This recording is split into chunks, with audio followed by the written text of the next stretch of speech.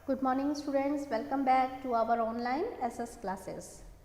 तो student, Diwali vacations आपकी अच्छे से बीती होंगी, अच्छे से आपने सेलिब्रेट किया होगा, खूब एंजॉय किया होगा। तो अब हम वापस अपनी स्टडीज़ शुरू कर देते हैं। एंजॉयमेंट काफ़ी हो गया और अब बैक टू स्टडीज़। तो चलिए, हमने जहाँ छोड़ा था वहीं से अपनी स्टडीज़ स्टार्ट करते हैं। तो वेकेशन से पहले हम लोग पढ़ रहे थे लेसन नंबर 10, जो कि अक्टूबर मंथ के कोर्स का पार्ट था। तो लेसन नंबर 10 में हम लोग ने लेसन कंप्लीट कर लिया था, उसकी बुक एक्सरसाइजेस भी कर ली थी और हमारा लास्ट वर्क जो रह गया था उसमें दैट इज़ क्वेश्चन आंसर, जो कि एक्सरसाइज डी में दिए हुए हैं। तो अब आज हम पढ़ने वाले हैं लेसन नंबर 10 के क्वेश्चन आंसर्स। इनको हम आंसर्स समझेंगे, जानेंगे, इन्हें हम डिस्कस करेंगे। तो आप सभी लोग अपनी बुक्स ओपन कर लीजिए पेज नंबर 75 पर। Okay, ready students with your books in your hands? Page number 75, exercise D, question number 1. Let's start. तो first question है, what are the various sources of irrigation? आपको ध्यान है, हम वाटर रिसोर्सेज के बारे में पढ़ रहे हैं और इरिगेशन यानी एग्रीकल्चर के लिए, सिंचाई के लिए पानी बहुत ज़रूरी है। इरिगेशन के लिए हमें पानी कहाँ से मिलता है, क्या क्या सोर्सेज हैं, किस तरह से हम इरिगेशन देते हैं, तो वो सोर्सेज हमें बताने हैं। तो क्या सोर्सेज हैं इरिगेशन के? बहुत ही छोटा सा आंसर देंगे जो हमने इरिगेशन सोर्सेज पढ़े थे। आंसर है, main sources of irrigation in India are canals, wells and tanks. सिंचाई के लिए हम पानी कहाँ से लेते हैं? कैनाल्स, जो हमने नहरें बना रखी हैं, वेल्स, कुओं में से लेते हैं, और टैंक्स, कई जगहों पे टैंक बनाए जाते हैं जिसमें पानी स्टोर किया जाता है और उससे फिर फील्ड में, खेतों में पानी दिया जाता है। तो कौन से सोर्सेज हुए इरिगेशन के? कैनाल्स, वेल्स और टैंक्स। तो सिंपल सा इसका आंसर रहेगा, छोटा सा आंसर रहेगा। क्या आंसर होगा? The main sources of irrigation in India are canals, wells and tanks. तो अब हम आ जाते हैं हमारे नेक्स्ट क्वेश्चन पर, क्वेश्चन नंबर 2। क्वेश्चन नंबर 2 में पूछा है, what is a dam, how is it useful? Dam क्या होता है और ये हमारे लिए यूजफुल कैसे है, इसका हमें क्या फ़ायदा मिलता है? तो सबसे पहले डैम क्या होता है, हमने लेसन में ही पढ़ा था डैम के बारे में। डैम क्या है?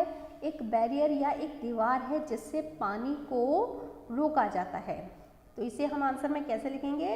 अ dam is a barrier that is build across a river in order to stop the water from flowing. नदी किनारे, नदी के साइड में एक जो दीवार बना दी जाती है, कोई बैरियर बना दिया जाता है, रुकावट बना दी जाती है ताकि पानी फ्लो ना करे, पानी को वहाँ रोक सकें, उसे हम डैम कहते हैं। फिर से इसका आंसर एक बार बताती हूँ, dam is a barrier that is build across the river to stop the water from flowing. अब हमारे लिए यूजफुल क्यों है? पानी को रोक करके हमें क्या फ़ायदा मिलता है? It helps to control floods. Flood को हम कंट्रोल कर सकते हैं, ज़्यादा पानी बहेगा, शहर में पानी आएगा तो उससे फ्लड आ जाती है, उसे हम कंट्रोल कर सकते हैं। It helps to control floods as they have gates which can be open और क्लोज्ड व्हेन रिक्वायर्ड। क्योंकि जो हम बैरियर बनाते हैं, जो दीवार या जो भी हम बीच में बैरियर बनाते हैं, उसमें गेट्स दिए हुए होते हैं, तो जिससे हम वाटर फ्लोइंग को कंट्रोल कर सकते हैं। जब हमें वाटर रोकना हो हम गेट बंद कर सकते हैं, अगर ज़्यादा पानी हो रहा है तो हम गेट खोल सकते हैं जिससे पानी फ्लो हो जाए और एक जगह पे फ्लड की सिचुएशन ना बने। तो इस तरीके से डैम हमें फ्लड्स को कंट्रोल करने में हेल्प करता है। तो ये था हमारा आंसर नंबर 2। एक बार फिर से मैं इस आंसर को पढ़ देती हूँ। A dam is a barrier that is build across a river in order to stop the water from flowing.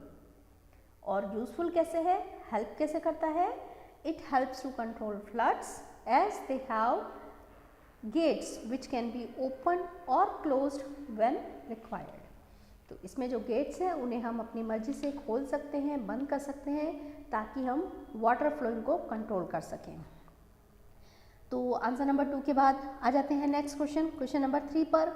Question number 3 है, why are dams called multipurpose project? ये जो हमारे डैम्स हैं इन्हें मल्टीपर्पज़ प्रोजेक्ट बोला जाता है। ऐसा क्यों, इसे मल्टीपर्पज़ प्रोजेक्ट क्यों कह रहे हैं? तो इसका आंसर क्या होगा? Dams are called multipurpose project because of their different uses. बहुत ही सिंपल, बहुत ही छोटा आंसर, क्या? क्योंकि इसके बहुत सारे यूजेस हैं, सिर्फ एक यूज़ नहीं है, इसके डिफरेंट यूजेस हैं, अलग अलग कई काम आते हैं डैम्स, इसीलिए इन्हें मल्टीपर्पज़ प्रोजेक्ट कहते हैं, कई पर्पस सर्व करते हैं ये। और नेक्स्ट क्वेश्चन इज, और वो कौन से पर्पस सर्व करते हैं, थोड़ा सा हम एक लाइन में उसे भी बता देते हैं, क्या क्या पर्पस सर्व करते हैं। Dams helps to control floods, जो अभी हमने पिछले आंसर में भी पढ़ा था। पहला तो ये फ्लड को कंट्रोल करने में हेल्प करते हैं, उसके अलावा और क्या यूज़ है इनका? Provide water for agriculture, agriculture के लिए पानी भी प्रोवाइड करते हैं। जिस तरफ हमें वाटर की शॉर्टेज होती है, हम डैम्स का उस तरफ से वाटर कंट्रोल, फ्लोइंग कंट्रोल करते हैं और उस तरफ हम पानी फ्लो मोड़ सकते हैं। तो ये इरिगेशन के लिए, एग्रीकल्चर के लिए वाटर भी प्रोवाइड करता है। इसके अलावा एक और काम इम्पॉर्टेंट करते हैं, वो क्या? Provide hydro electricity for houses and industry, बिजली भी बनाई जाती है इनसे, इलेक्ट्रिसिटी बनाई जाती है जो हाउसेस और इंडस्ट्रियल यूज़ दोनों में काम आती है। तो एक डैम हमारे कई पर्पस सर्व कर रहा है, इसीलिए हम इसे कहते हैं मल्टीपर्पस प्रोजेक्ट। तो एक बार मैं इसका आंसर फिर से रिपीट कर देती हूँ प्रॉपरली। क्या आंसर होगा इसका? Dams are called multipurpose project because of their different uses. वो यूजेस क्या हैं? Dams helps to control floods, provide water for agriculture and also provide hydro electricity for houses and industry. तो ये था answer number 3। अब आ जाते हैं next question, question number 4 पर। Why is there an opposition to building of dams? जब हमने पढ़ा कि डैम्स इतने इम्पोर्टेंट हैं, तो फिर कई जगह पर इन डैम्स को बनाने के लिए अपोजिशन क्यों होता है, इनके खिलाफ आवाज़ क्यों होती है कि इन्हें नहीं बनाया जाए, इनके अपोजिशन में क्यों कुछ लोग कहते हैं? अगर ये इतने यूज़फुल हैं तो इसकी अपोजिशन क्यों की जाती है? इसके बारे में भी हमने लेसन में पढ़ा था कि वैसे तो ये काफ़ी यूज़फुल है, लेकिन कई बार इनसे कुछ नुकसान भी होता है, कुछ फॉरेस्ट एरिया क्लियर करने पड़ते हैं, कई फार्म हाउसेज हटाने पड़ते हैं, तो वो लोग इनका अपोजिशन करते हैं। तो आंसर क्या होगा? There is an opposition to building of dams as they tend to destroy many villages. कई बार पूरे गांव हमें हटाने पड़ते हैं। Many a time dam also called destruction to rich farmland and forest area. बहुत सी बार जो बड़े बड़े फार्मलैंड है या फॉरेस्ट एरिया है, उन्हें भी हमें क्लियर करना पड़ता है, उन्हें भी इनसे नुकसान होता है। तो इसी वजह से कई बार इनका अपोजिशन भी किया जाता है। तो एक बार फिर से इस आंसर को बोल देती हूँ। There is an opposition to building of dam as they tend to destroy many villages. Many a time dams also cause destruction to rich farmland and forest area. ये हमारा आंसर नंबर 4 था। अब आ जाते हैं next question, question number 5। How is river water polluted? जो हमारी reverse में water है, नदियों का पानी है, वो कैसे पॉल्यूटेड हो रहा है, कैसे उसमें पॉल्यूशन फैल रहा है? ये तो आप सभी भी अच्छे से जानते हैं कि वो पानी कैसे पॉल्यूशन होता है। वहाँ पे हम गंदगी छोड़ते हैं, वेस्टेज सारी डिस्पोज ऑफ की जाती है, इंडस्ट्री की भी, घर की भी, हाउसेस की भी, जिसकी वजह से वाटर पॉल्यूशन बढ़ रहा है। हम इस आंसर को कैसे लिखेंगे अपनी कॉपी में? River water is polluted by some human activities. हमारी ही कुछ एक्टिविटीज़ से ये पॉल्यूट हो रहा है। तो क्या लिखा जाएगा answer? River water is polluted, is being polluted by some human activities. और वो कौन सी हैं? लाइक वॉशिंग डर्टी क्लोथ्स, हम अपने क्लोथ्स वहाँ धोते हैं। Throwing industrial waste into river, industrial waste rivers में डाल दिया जाता है, डंप कर दिया जाता है। बाथिंग ऑफ एनिमल्स, बहुत सारे एनिमल्स वहाँ आते हैं, एट्सेट्रा। ऐसे और बहुत सारी एक्टिविटीज़ हैं। तो हमारा आंसर एक बार फिर से मैं रिपीट कर देती हूँ।